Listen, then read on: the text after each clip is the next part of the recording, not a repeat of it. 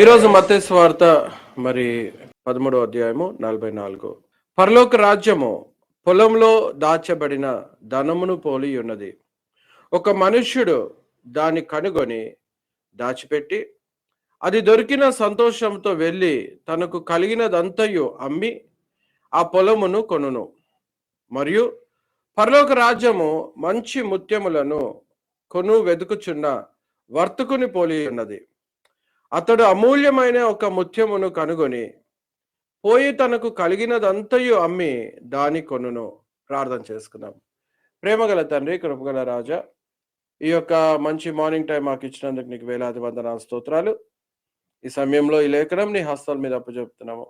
దయచేసి ఈ లేఖనం ద్వారా మా అందరికీ నాయన కావలసిన జీవాహారం అనుగ్రహించు.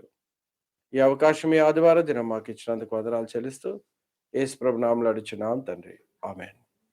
అందరు దయచేసి కూర్చోండి. ఈరోజు మన ఈ పారబుల్ ఆఫ్ జీసస్ క్రైస్ట్, మన ప్రభు యేసుక్రీస్తు వారు చెప్పిన ఉపమానాన్ని గురించి చూసుకుందాము. పరలోక రాజ్యం యొక్క ఉపమానాన్ని మనము ధ్యానం చేసుకుందాం. మత్తయి సువార్త 13వ అధ్యాయము 44, 45, 46 రెండు ఉపమానాలు దీంట్లో ఉన్నాయి. రెండు ఉపమానాలకి మీనింగ్ ఒకటే. మత్తయి సువార్త 13వ అధ్యాయం చూసినట్లయితే 7 ఉపమానాలు మీకు దాంట్లో కనిపిస్తూ ఉన్నాయి. ఈ 7 ఉపమానాలు కూడా పరలోక రాజ్యం గురించి చెప్పినట్టుగా మనం చూస్తున్నాం బైబిల్లో. పరలోకం అనేది చాలా ప్రాముఖ్యమైన విషయం కనుక 7 రకాలుగా మనకి పరలోక రాజ్యాన్ని గురించి మన ప్రభు అయిన యేసుక్రీస్తు వారు మనకి నేర్పించినట్టుగా చూస్తున్నాం. పరలోక రాజ్యం అనేది మన చివరి యొక్క డెస్టినేషన్. అనగా నీతిమంతులు భూమిని వదిలిన తర్వాత పరలోక రాజ్యానికి వారసులు అవ్వాలి కనుక అది చివరి గమ్యం అయి ఉన్నది. నరకాగ్ని అనేది చాలా భయంకరమైన స్థలము కనుక మన ప్రభువైన యేసుక్రీస్తు వారు భూమి మీదకి వచ్చి మన కోసము పరలోక రాజ్యం ఇయ్యుటకు ఆయన శిలువలో రక్తం కార్చినట్టుగా చూస్తున్నాం. ఎవరైతే యేసు ప్రభు దేవుడు కుమారుడని నమ్మి బాప్టిజం పొంది రక్షణ పొందుతున్నారో వారికి పరలోక రాజ్యము అనేది వారికి దక్కుతుందని బైబిల్లో చూస్తున్నాం. ఈ పరలోక రాజ్యంలో ఎవరు ఎంటర్ అవుతారు, పరలోక రాజ్యం ఎట్లాంటిది, ఈ పరలోక రాజ్యాన్ని మనం ఎలా వెతకాలి అనేది ఈ ఉపమానాలు 13వ అధ్యాయం అంతా కూడా రకరకాలుగా వివరిస్తున్నట్టుగా చూస్తున్నాం. మొదటి ఉపమానము 13వ అధ్యాయంలో విత్తనాలు విత్తుచుండగా 4 రకాలైన నేలలలో పడ్డట్టుగా చూస్తున్నాం విత్తనాలని. ఈ 4 రకాలైన నేలల గురించి మాట్లాడుతూ 4 హృదయాల గురించి మాట్లాడినట్టుగా చూస్తున్నాము. విత్తువాడు, అదేవిధంగా విత్తనాల గురించి దేవుని వాక్యం అనేది చూస్తూ ఉన్నాం. దాని తర్వాత కంటిన్యూషన్ లో గోధుమలను మధ్య గురుగులను అని చెప్పుకుంటూ వచ్చాడు. ఈ 2 ఉపమానాలకి మీనింగ్ ఒకటే మనం చూస్తున్నాం.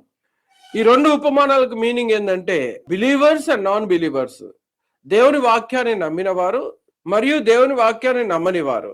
దేవుని వాక్యం నమ్మిన వారు ఎక్కడికి వెళ్తారు, నమ్మని వారు ఎక్కడికి వెళ్తారు అనేది ఈ 2 ఉపమానాలలో ఫస్ట్ 2 పారబుల్స్ చెప్పినట్టుగా చూస్తున్నాం.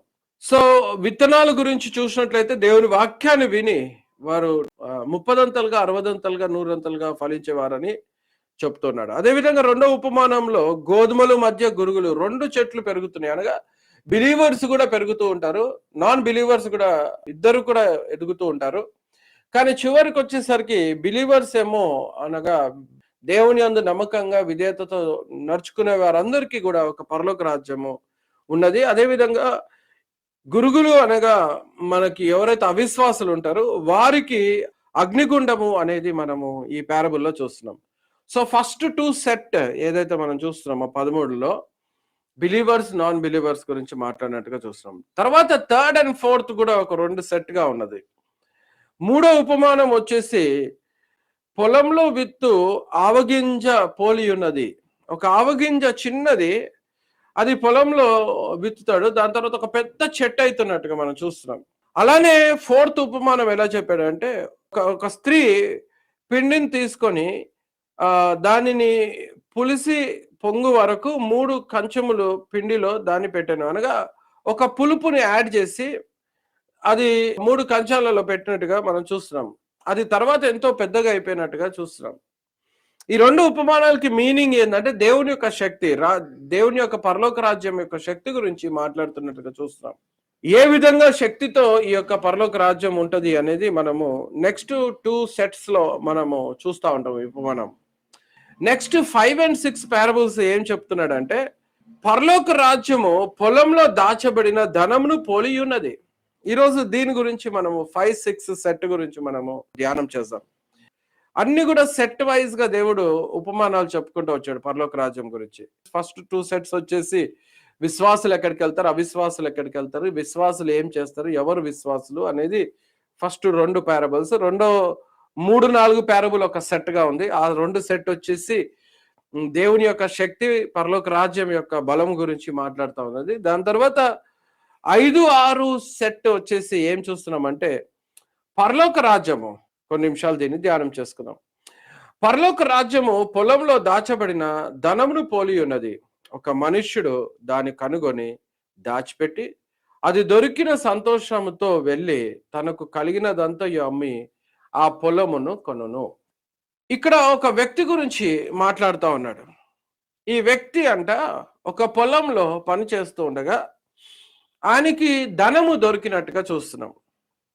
ఓల్డెన్ డేస్ లో మనం జాగ్రత్తగా గమనించి చూసినట్లయితే యుద్ధాలు సమయము ఎక్కువగా ఉంటుండే ఫిలిస్తీన్లకి, ఇశ్రాయేలులకి. అప్పుడు వీళ్ళు ఫిలిస్తీన్లు అందరూ కూడా ఏం చేసేవారంటే గుంతలు తవ్వి తన ఆస్తులని అన్ని కూడా దాచిపెట్టుకునేవారు.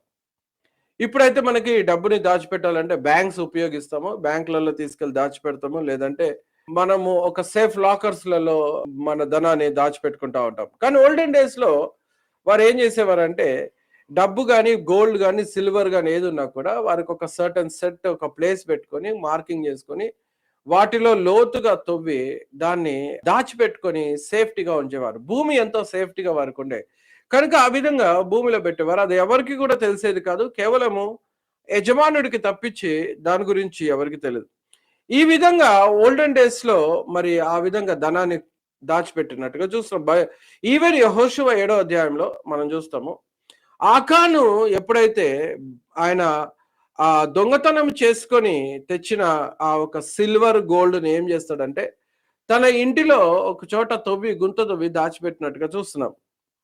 ఆకాను 200 షెకీల సిల్వర్, మరి అదేవిధంగా 50 షెకీల గోల్డ్ బార్ ఏదైతుందో ఈ 2 కూడా తీసుకొని వచ్చినట్టుగా చూస్తున్నాం. దేవుడు ఏదైతే వద్దన్నాడో ఆ పని చేసి సీక్రెట్ గా ఆయన గుంత తవ్వి ఆ ఆస్తిని తీసుకెళ్లి, ఆయన సంపాదించిన ఆస్తి కాదు, దొంగతనం చేసినది, అది తీసుకెళ్లి దాచిపెట్టినట్టుగా చూస్తున్నాం. అదేవిధంగా మత్తయి సువార్త 25లో మనము తలాంతుల గురించి చూస్తాం. ఒక వ్యక్తిని యేసుప్రభువు పిలిచి 5 తలాంతులు ఇచ్చాడు. ఆ వ్యక్తి వెళ్ళి 10 తలాంతులు చేశాడు, మనందరికి తెలుసు. అలానే ఇంకొక వ్యక్తికి 2 తలాంతు ఇస్తే ఆ వ్యక్తి వెళ్ళిపోయి దాన్ని 4 చేశాడు, అది కూడా మనకు తెలుసు. ఇంకొక 1 తలాంతు ఉన్నోడు ఏం చేశాడు, ఆ ఆస్తిని తీసుకుపోయి గుంతలో తవ్వి దాచిపెట్టినట్టుగా చూస్తున్నాం. సో ఈ విధంగా వీరు ధనము ఏదున్నా కూడా ఏదైనా సేఫ్టీగా వారు దాన్ని దాచిపెట్టుకోవాలంటే they use to dig holes, భూమిలో ఎంతో లోతుగా తవ్వి దాన్ని అక్కడ దాచిపెట్టుకోవటం అనేది ఓల్డెన్ డేస్ లో జరిగిన పరిస్థితి.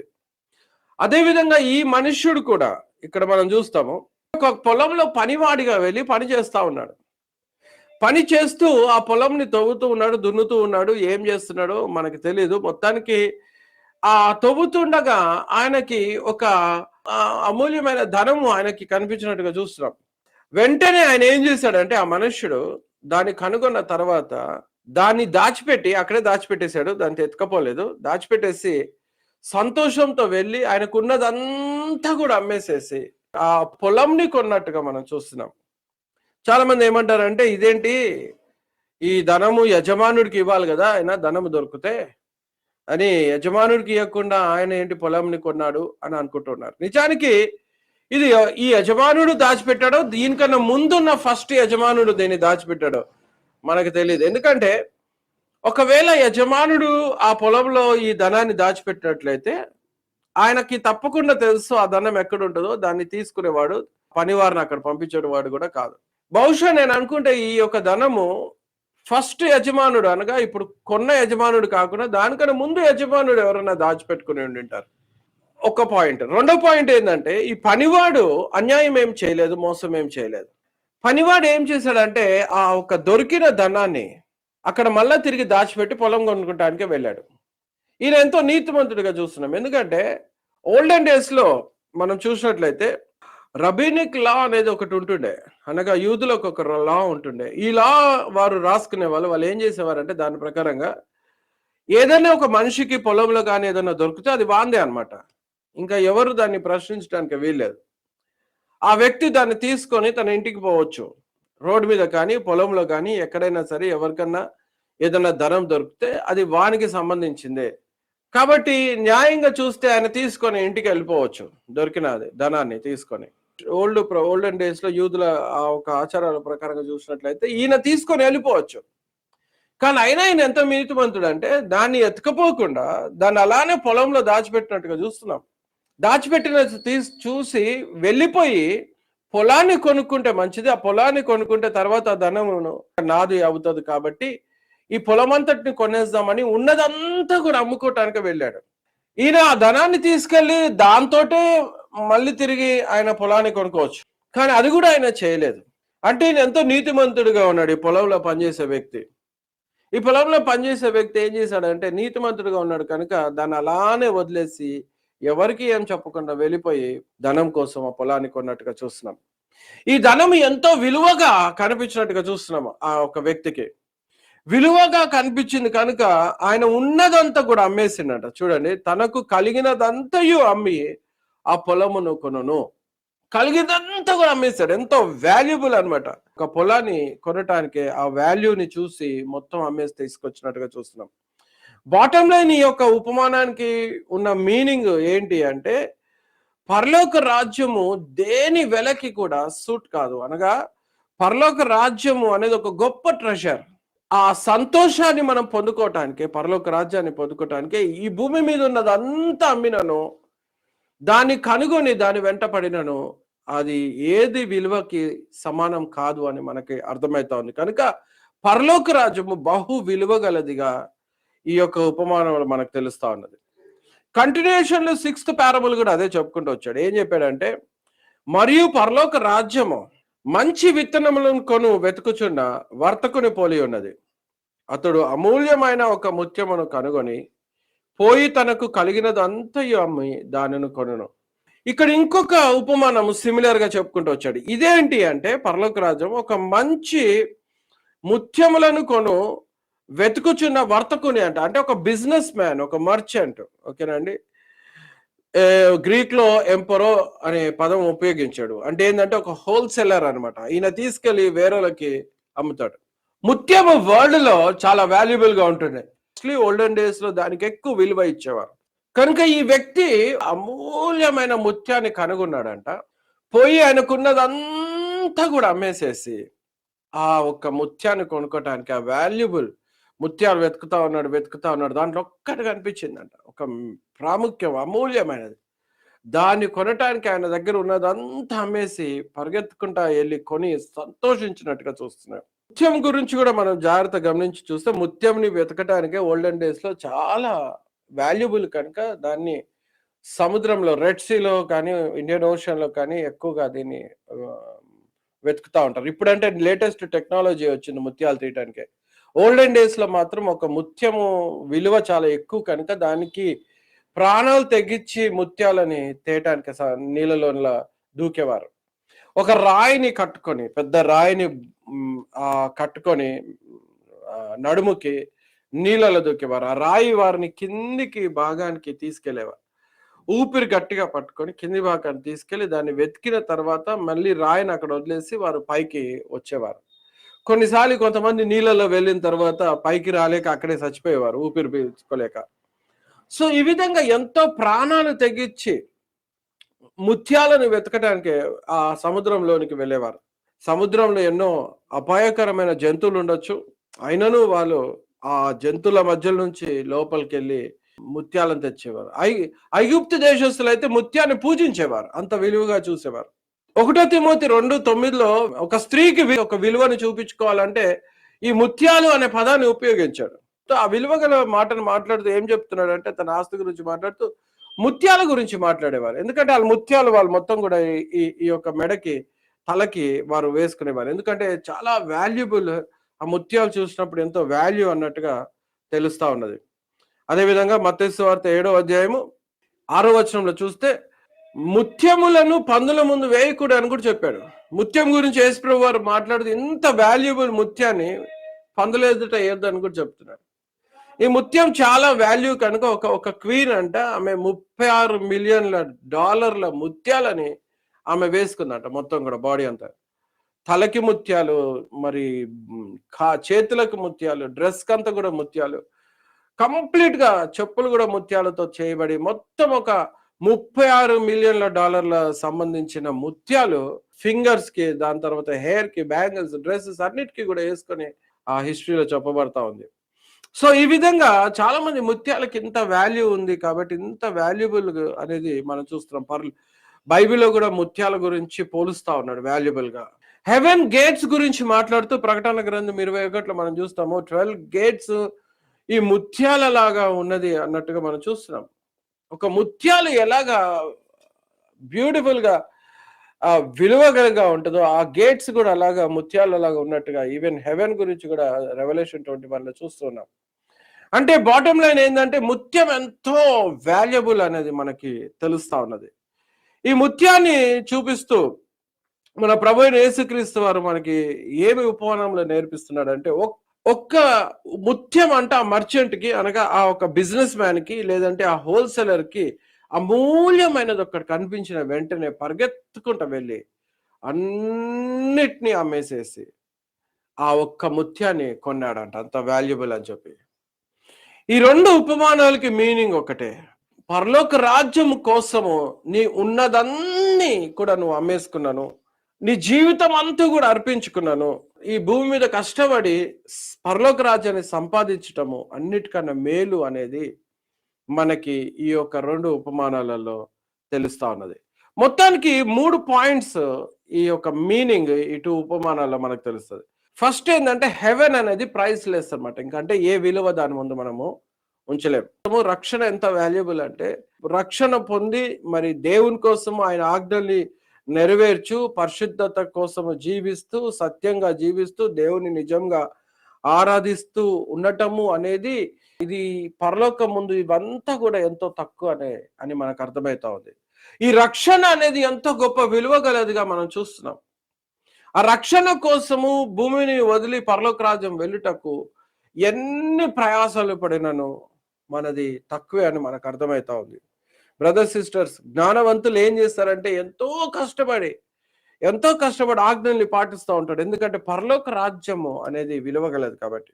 అదేవిధంగా ఎంతో జాగ్రత్తగా పరిశుద్ధత కోసము పరిగెత్తుతూ ఉంటారు. పరలోకంలో ఒక జాయ్ ఉన్నది, ఒక సంతోషం ఉన్నది, దాని తర్వాత ఒక సమాధానం ఉన్నది, ఒక నెమ్మది ఉన్నది. హెవెన్ లో ఒక అకౌంట్ ఉంది మనకి. హెవెన్ లో ఒక ఇటర్నల్ అంటే ఇంకెప్పటికీ కూడా అక్కడ మనకి ఆస్తి ఉన్నది. కాబట్టి ఆ స్థలము వెళ్ళటము అనేది చాలా ప్రాముఖ్యం. కనుక భూమి మీద ఉన్న ప్రతి ఒక్కటి మనం అమ్మినను, దాన్ని కొనుక్కోటానికి మనం ఏ విలువ చేసినాను, ఎంత కష్టపడినాను తక్కువే అని మనకు అర్థమవుతుంది. హెవెన్ అనేది అంత వండర్ఫుల్ ప్లేస్. దానికోసం మనము గొప్పగా దేవుని ఆరాధిస్తూ ఏం చేసినాను అది దక్కించుకోవటానికి ఎన్ని కష్టాలు పడినాను తక్కువే. బ్రదర్ సిస్టర్స్, అందుకే చాలా మందికి ఫూల్స్కి అర్థం కాదు, ఎక్కిరిస్తారు. ఎంత దేవుడు అని తిరగాల్సిన అవసరం ఏముంది? ఇంతగా ధనంని సంపాదించుకోకుండా దేవుడు వెనక పడుతున్నారు, ఇంతగా గొప్పగా రాత్రింబగలు ఆరాధిస్తున్నారు, ఇంతగా వాక్యం చదువుతున్నారు, ఇంతగా ప్రార్థన చేస్తున్నారు, ఇవన్నీ ఏంటి అని అనిపిస్తుంటది. ఫూలిష్ పీపుల్ కి అర్థం కాదంట లేఖనాలు సెలవిస్తుంది. కానీ జాయ్ అనేది, ఇటర్నల్ జాయ్ అనేది, ఈ పరలోకం అనేది ఇంకా ప్రైస్ పెట్టలేనిది అని, ఆ గొప్ప విలువైనదని మొదటి పాయింట్ మనము తెలుసుకోవాలి. రెండో పాయింట్ మనం ఏం తెలుసుకోవాలంటే, ఈ పరలోక రాజ్యం అనేది కనిపించేది కాదు మనకి. మనము విశ్వసిస్తున్నాము, దానికోసము ప్రయాసపడుతున్నాము. ఈ ధనము మనకి కనిపించదు, మనకి లోకరీతిగా కనిపించదు. ఈ ధనము మనకి ఈ లోకంలో సంపాదించే ఇల్లులలాగా కనిపించదు. కాబట్టి ఈ కనిపించని ఆస్తి కోసము మనం ఎంతో ప్రయాసపడతాం. ఇది ప్రకృతి సంబంధమైనది కాదు పరలోక రాజ్యం. 1 కొరింథీ 2:14 చూస్తే, ప్రకృతి సంబంధి అయిన మనుష్యుడు దేవుని ఆత్మ విషయము మూలంగా అంగీకరింపడు, అవి అతనికి వెరితనంగా ఉన్నవి. లోకరీతి సంబంధం ఉన్నవాడు అందరూ ఏమనుకుంటారంటే, ఈ పరలోకరం అనేది అర్థం కాదు కనుక వారికి వెర్రితనంగా ఉంటది. క్రైస్తవ బిడ్డలు చేసే భక్తిని చూసి ఒక వెర్రితనంగా చూస్తారు. 2 కొరింథీ 4:4 ఏం చెప్తుందంటే, ఈ యుగ సంబంధమైన దేవత అవిశ్వాసులైన వారి మనోనేత్రములకు గుడ్డితనము కలగజేశాను. కాబట్టి కొంతమంది కంట సాతానుడు గుడ్డితనం కూడా పెట్టేశాడంట ఈ పరలోకం గురించి ఆలోచన చేయనీయకుండా. కాబట్టి వీరు లోక సంబంధులుగా, ఈ ఫులిష్ పీపుల్ లోక సంబంధంగా ప్రయాసపడుతూ లోక సంబంధమైన వాటి మీదనే దృష్టిస్తూ ఉంటారు. ఎందుకంటే దుష్టుడు అపవాది వారి కండ్లకి మూతలు ఉంచేశాడు. ఒక ఆత్మను రక్షించుట ఎంత విలువనో వారికి అర్థం కాదు.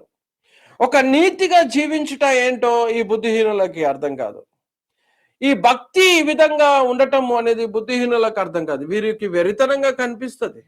అంతేకాదు గుడ్డివారుగా జీవిస్తూ భూ సంబంధమైన వాటి మీదనే పరిగెత్తుతూ ఉంటారు. కానీ నిజానికి పరలోక సంబంధమైన వాటి మీద వారికి దృష్టి ఉండదు.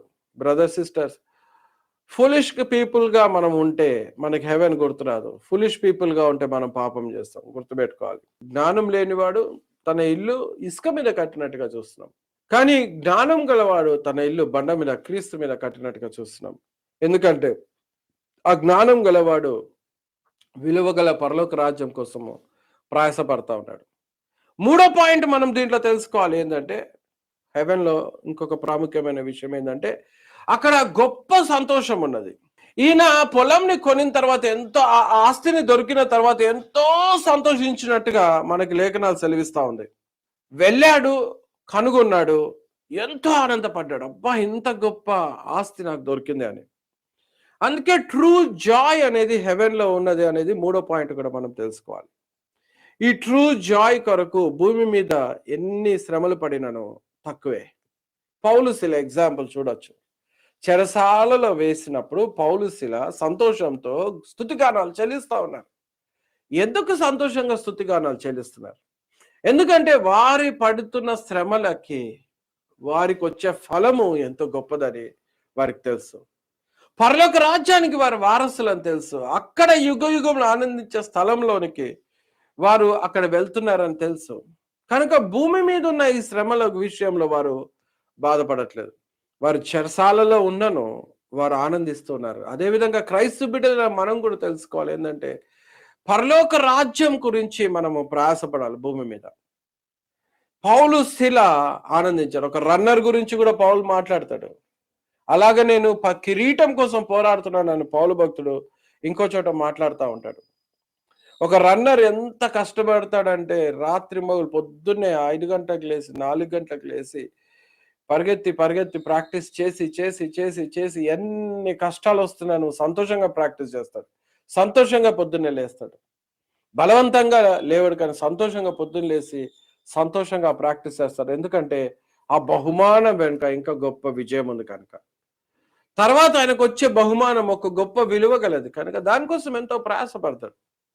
పౌలు భక్తుడు అదే అంటారు, నాకు ఒక కిరీటం ఉన్నది, దానికోసం నేను ప్రయాసపడుతున్నాను. ఈ భూమి మీద ఉన్న వాటిలో ఎన్ని శ్రమలు వచ్చినా దానికోసం ప్రయాసపడుతున్నాను. క్రైస్తవ బిడ్డలైన మనం తెలుసుకోవాలి ఏంటంటే, లోక సంబంధం లాంటి తలంపు కలిగి భూమి మీద ప్రయాసాల మీద మనం ఆధారపడి ఉన్నట్లయితే మనం నిజంగా ఒక ఫులిష్ పీపుల్ గా ఉన్నాం, వెర్రివారుగా ఉన్నాము, వెర్రితనంగా కనిపిస్తుంది, లేదా సాతానుడు నిన్ను బ్లైండ్ చేసేసాడు. ఈరోజు చాలా మందికి క్రైస్తవులు దినమంతా భూ సంబంధమైన ధనాపేక్ష మీద ఉంటారు. కొంతమంది ఒకరు ధనం సంపాదించుకోవాలి, భూమి మీద సంపాదన కోసం పరిగెత్తేవారు నిజంగా ఒక ఫులిష్ మ్యాన్. ఒక ఫులిష్ మ్యాన్ అంటే కొట్లు ఇరగొట్టుకొని ఇంకా పెద్ద కొట్లు కట్టుకుందాము, ఆ ధాన్యాన్ని జాగ్రత్తగా దాచిపెట్టుకుందాం అనుకున్నాడంట. పరలోకం నుంచి చూసిన దేవుడు ఏమన్నాడంటే, ఓ ఫులిష్ అని అన్నాడు. ఆ ఒక రిచ్ ఫులిష్ మ్యాన్, ఈ రాత్రి నీ ప్రాణం పోతుంది, నువ్వు ఎక్కడ పోతావు, నీ ధనం ఎక్కడ పోతుంది.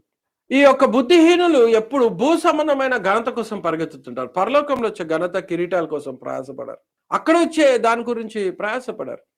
కొంతమంది భూమి మీద ఉన్న జల్సాల కోసము, ఎంటర్టైన్మెంట్ కోసము పరిగెత్తుతూ ఉంటారు. రియల్ జాయ్ హెవెన్ లో ఉండే విషయము ఆలోచన చేయరు. కానీ దొరికిన వారు కొంతమంది ఉంటారు, వారు పట్టుకొని ఎంతో ఆనందిస్తారు. ఆ గుంపులో మనం ఉండాలి, అలాంటి గుంపులో ఉండాలి. లూకాసు వార్త 2వ అధ్యాయం 10వ వచనంలో చూస్తే, యేసు ప్రభు వారు పుట్టినప్పుడు ఏం చెప్పబడ్డో చూసాము. అయితే ఆ దూత, భయపడకుడు, ఇదిగో ప్రజలందరికీ కలుగబో మహా సంతోషకరమైన సువర్తమానము నేను మీకు తెలియజేయుచున్నాను. దేవదూతలు వచ్చి ఆ వార్తని ఇస్తా ఉన్నది యేసుప్రభు పుట్టుక గురించి. ఏంటి అది? సంతోషమైన, మహా సంతోషమైన వార్త. అంటే ఏంటి? నరకం నుంచి తప్పించుటకు ప్రభు అయిన యేసుక్రీస్తు వాడు పరలోక రాజ్యంలో నిన్ను తీసుకెళ్ళటానికి భూమి మీదకి వచ్చాడు. ఆయన మీ పాపాలు సిలువలో వేసుకొని హెవెన్ లో నిన్ను నడిపించడానికి భూమి మీదకి వచ్చాడు. ఆ రాజ్యాన్ని స్థాపించడానికి వచ్చాడని ఆ వర్తమానము సంతోషమైన వార్తగా మనం వినిపించినట్టుగా చూస్తాము. Brother, sisters, what a great Joy in heaven.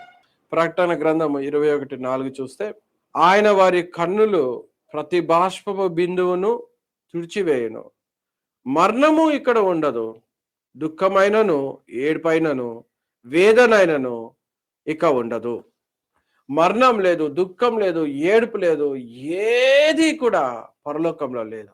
కనుక హెవెన్ కి వెళ్ళటం అనేది ప్రాముఖ్యమైన విషయం.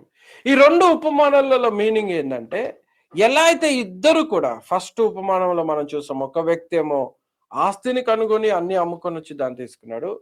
ఇంకొక వ్యక్తి ఏమో ఒక్క మంచి ముత్యం దొరకంగానే ఉన్నదంతా అమ్ముకొని సంతోషంగా దాన్ని కొనుక్కొని సంతోషపడ్డాడు. ఈ ఇద్దరు ఉపమానాలలో ఆ ఇద్దరు క్యారెక్టర్స్ ని చూసినప్పుడు మనం కూడా అట్లాంటి గుణం కలిగి ఉండాలని యేసు ప్రభు వారు మనకు నేర్పిస్తా ఉన్నారు. మనం ఒక గుడ్డితనంతో నడవద్దని, పాప జీవితంలో నడవద్దని యేసు ప్రభు వారు నేర్పిస్తా ఉన్నాడు. భూమి మీద జీవించినంత కాలము మనము చివరిగా తెలుసుకోవాల్సిన విషయం ఏంటంటే, మనము పరలోక రాజ్యానికి ఆ ప్రాముఖ్యమైన స్థలానికి వెళ్తున్నామా లేదా అనే ప్రశ్న మనం ప్రతిదినం వేసుకోవాలి. నిజంగా పరలోకం మీద నీ ఫోకస్ ఉందా లేదా? ఈరోజు యవనస్తులు చాలా మందికి ఉంటుంది. ఏంటి నీ ఫోకస్ అంటే, వారు ఎన్నో చెప్తారు. భూమి మీద ఇది సంపాదించాలి, అది సంపాదించాలి, నేను ఈ విధంగా అచీవ్ చేయాలి, భూమి మీద అని భూమి మీద గురించి, సంపాదన గురించి, ఆ భూ సంబంధమైన వాటి గురించి, అచీవ్మెంట్స్ గురించి మాట్లాడుతూ ఉంటారు. అలానే తల్లిదండ్రులకు కూడా నీ పిల్లల్ని ఏం చేయబోతున్నావు అంటే భూ సంబంధమైన వాటి గురించి, అచీవ్మెంట్స్ గురించి మాట్లాడుతూ ఉంటారు. ఇలాగ నేను తయారు చేయాలనుకుంటున్నాను. కానీ మన ఫోకస్ ప్రాముఖ్యంగా దేని మీద ఉండాలి తెలుసా? హెవెన్ మీద ఫోకస్ మనకు ఉండాలి.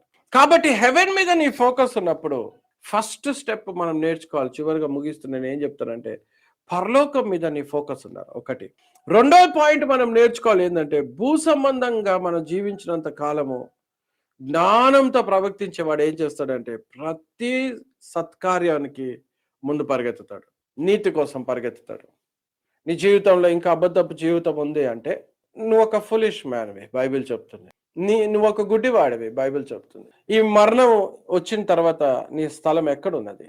ఒక ప్రశ్న వేసుకోవాలి, బైబిల్ చెప్తుంది.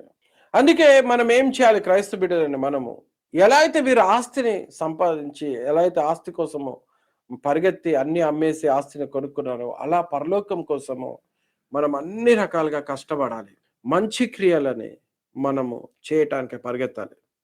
పరిశుద్ధతలో జీవించడానికి పరిగెత్తాలి. గొప్ప గొప్ప వ్యక్తులు బైబిల్లో చూస్తాం, వారి ప్రయాసాలు మనలాంటి మామూలు వెంచలే. అబ్రహాం ఉన్నాడు ఎగ్జాంపుల్. అబ్రహాము నీలాంటి నాలాంటి మామూలు వ్యక్తి, కానీ అబ్రహాం అంట దేవునికి స్నేహితుడంట. ఎంత గొప్ప విషయం అండి. దేవుడు కూడా వస్తూ సదొమ గుమ్మర్ని నాశనం చేయక ముందు ఈ సీక్రెట్ నా అబ్రహాంతో దాచదనా అని అంటాడు. అంటే ఎంత క్లోజ్ వాక్ అబ్రహాము దేవునితో ఉంది. నీ జీవితం అలా ఉన్నదా ఈరోజు? ఒకవేళ అబ్రహాము అలా చక్కగా నడవగలిగితే నీతిమంతుడిగా విశ్వాసంతో, నువ్వు నడవలేకపోతున్నావంటే అబ్రహాముకున్న ఫోకస్ హెవెన్ అండ్ గాడ్, నీ ఫోకస్ చెడింది అని అర్థం. అబ్రహాం అయితే భూమిని వదిలాడు, నువ్వు కూడా ఒకరోజు భూమిని వదిలిపోతున్నావు. ఆయన ఒక మంచి స్థలంలో ఉన్నాడు, మరి నీ స్థలం ఎక్కడున్నది? ఆయన ప్రయాసపడి అబ్రహాము దేవుని నీతిని నెరవేర్చాడు. ఎందుకంటే ఆయన పరలోక రాజ్యము వారసుడు కావాలని అన్ని విధాలుగా దేవునికి విధేయత చూపించాడు. ఈరోజు క్రైస్తవ బిడ్డలు జ్ఞానవంతులుగా నడుచుకునే వారు ఉన్నవారు ఉంటే ఎవరన్నా, వారు కూడా ఇలా నీతిగా జీవించడం అనేది మనం జాగ్రత్త పడి చేస్తూ ఉండాలి. ఆయన నీతిమంతులు ఎప్పుడు కూడా జాగ్రత్తగా ఉంటారు. నీతిగా జీవించాలనుకున్న వారు ఈవెన్ నోరు కూడా వాళ్ళు పరిశుద్ధమైన మాటలు తప్పించి వారికి అపవిత్రమైన మాటలు, ఇతరులను దూషించే మాటలు, ఇతరుల కోసము చెడు ప్లాన్లు వేసే మాటలు వారికి ఉండదు. మోసం చేసే గుణం వారికి ఉండదు. దొంగతనం చేసే తలంపు ఉండదు. ధనం కన్నా ఎక్కువగా దేవుని ప్రేమించే గుణం ఉంటది. ఒకవేళ పరలోక రాజ్యం ఒక కిరీటాల కోసం ప్రయాసపడే సువార్థికుడు ఉంటే, ఆత్మల సంపాదన కోసము రాత్రి మగలు కష్టపడతా ఉంటారు. ఎవరిచ్చినా ఏమిచ్చినా ఇవ్వకపోయినాను ఆయనకు ఒకటే ఫోకస్ ఉంటుంది, ఏంటంటే ఈ భూమి మీద నేను శ్రమలు పడైనా సరే నేను ఆత్మలను సంపాదించాలి, రక్షణ మార్గంలో మనుషులను నడిపించాలి, సువార్తను ప్రకటించాలి. శ్రమైనను సువార్తను ప్రకటించి ఈ సువార్త నా జీవితం ముగించిన తర్వాత పరలోక రాజ్యానికి నేను వారసుడు, నిజమైన సంతోషం నాకు దొరుకుతుందని సంతోషంగా సేవ చేస్తాడు. బ్రదర్స్ సిస్టర్స్, ఏది కూడా హెవెన్ ని సంతోషంతో కంపేర్ చేయలేము. మూడో పాయింట్ నీకేముంటుంది తెలుసా అండి?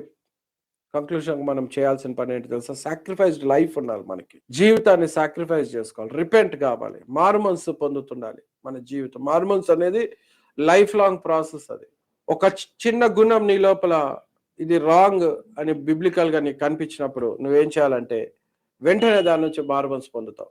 వాక్యం విన వెంటనే నువ్వు మారుమనసు పొందుతుంటావు. ఇలా లైఫ్ లాంగ్ ప్రాసెస్ అనేది జరుగుతూ ఉంటది. ఫస్ట్ స్టెప్ మారుమనసులో ఏంటంటే యేసుప్రభు దేవుడి కుమారుడు అని విశ్వసించి ఆయన నామంలో మారుమనసు పొంది బాప్టిజం పొందినప్పుడు నీకు రక్షణ వస్తుంది. ఇంకక్కడి నుంచి నీ లైఫ్ అనేది జర్నీ స్టార్ట్ అవుతా ఉన్నది. నువ్వు దేవుని ఎన్నుకున్నావు. ఇప్పుడు దేవుని కట్టడలని విషయంలో ప్రతి పాయింట్లో నువ్వు దేవుని దగ్గర రిపెంట్ అవుతూ ఉండాలి. పాల్ భక్తుడు రిపెంట్ అయ్యాడు, పేతురు అబద్ధం ఆడి మళ్ళీ రిపెంట్ అయ్యాడు.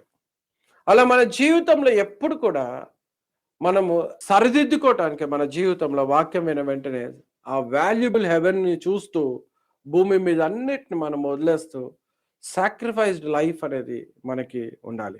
నాలుగో పాయింట్ ఏంటంటే డోంట్ బి ఎ ఫూల్.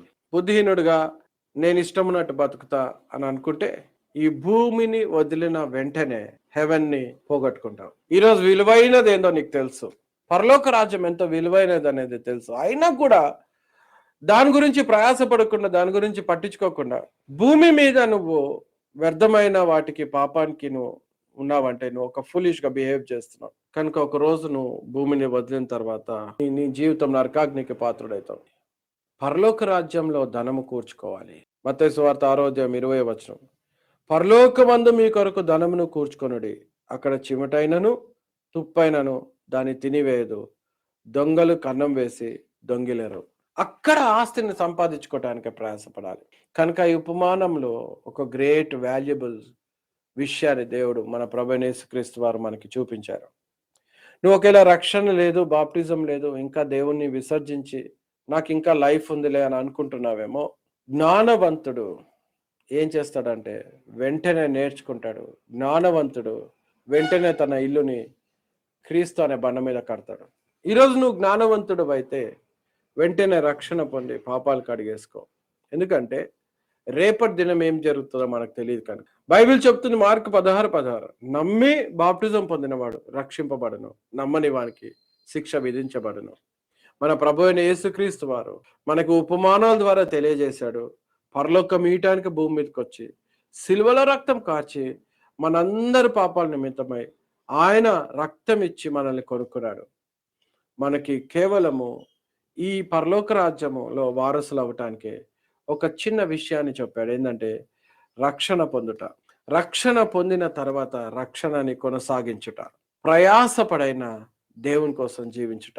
పౌలు అంటాడు, నేను విరగొట్టుకొని నల్లగొట్టుకొని బతుకుతున్నా, ఎందుకంటే మీకు బోధించి నేను భ్రష్టుడిగా కాకుండానట్లు విరగొట్టుకొని నల్లగొట్టుకొని బతుకుతున్నా. కనుక క్రీస్తు బిడ్డలైన మనము తెలుసుకోవాలి, heaven is a wonderful place. అది ఎంత వాల్యుబుల్ ప్లేస్ అంటే వెళ్ళిన తర్వాత నీకు అర్థమవుతుంది. ఆ వాల్యూ ఏందో నీకు మన మైండ్ లో అర్థమవుతే భూమి మీద మనం చేసేదానికన్నా ఇంకెక్కువ చేయడానికి కూడా సిద్ధమైపోతుంది. ఇంకా కూడా ఏమైనా దేవుని కట్టడం ఉంటే అది కూడా నేను నెరవేర్చి అంత గొప్ప సంతోషమైన స్థలానికి నేను వెళ్ళాలి అని ఆశపడతాను.